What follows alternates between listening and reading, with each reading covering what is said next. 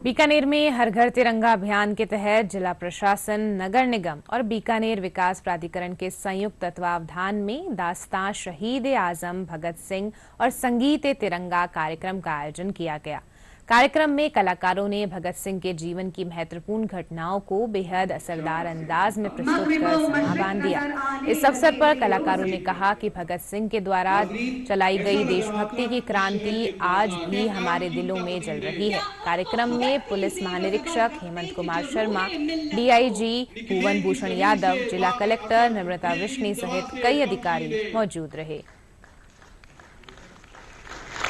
कई ऐसे अनछुए पहलू जो महान शहीद भगत सिंह के जीवन से जुड़े हुए थे, उनकी जानकारी आज पहली बार विस्तार से मिली, तो मैं इसको कहूँगा बड़ा हृदय स्पर्शी और प्रेरणादायक कार्यक्रम था। युवाओं के लिए शहीद भगत सिंह ने जो इन्होंने कोट्स उनके पढ़े, उनकी किताब से कहा कि जैसे पढ़ने की प्रेरणा और उसके बाद पढ़ने के बाद भी उसको समझकर उसमें आगे बढ़ने की प्रेरणा और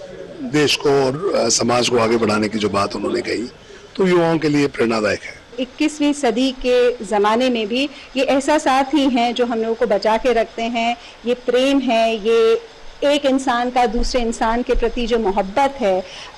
एक दूसरे के लिए जो इज्जत है, एक दूसरे के लिए जो ज़रूरत है, ये चीज़ें जो हैं वो हम लोगों को बचा के रखती हैं। तो ऑफ कोर्स मतलब हम लोगों को मौका मिला दास्तान गोई के ज़रिए कि हम बुद्ध के 2500 साल पुराने जीवन को भी जी पाए और हमने भगत सिंह के जीवन को भी जिया। दास्तान शहीद आजम भगत सिंह पे जो हमने दास्तान की, तो कई चीज़ें उनके कितने फसेट्स है लाइफ के वो जानने का हमें मौका मिला। और साथ में उनके जो एक्शंस थे, जैसे उन्होंने सॉन्डर्स को मारा या बम फेंका या फांसी के तख्ते पर लड़े,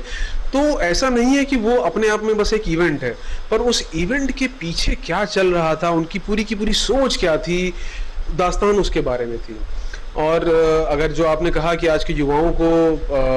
क्या संदेश देना चाहते हैं, मैं तो बस यही संदेश देना चाहूँगा कि जैसे जब भगत सिंह कहते हैं कि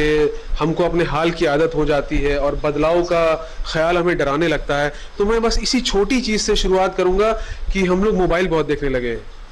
तो उसका मान लीजिए अगर हम 6 घंटे देखते हैं तो क्या हम उसको 3 घंटे कर सकते हैं? मतलब हमें वो जो बदलाव का ख्याल है वो डराएगा ज़रूर, लेकिन उससे हम उस वक्त हम कुछ और पढ़ें, लोगों से बात कर लें। तो ये छोटी छोटी चीज़ों को चैलेंज करते हुए अपनी ज़िंदगी में बढ़ते जाना और कुछ इंसानियत के लिए, लोगों के लिए कुछ कर जाना, ज़िंदगी में अगर यही मकसद रहे तो मुझे लगता है हम कामयाब रहेंगे।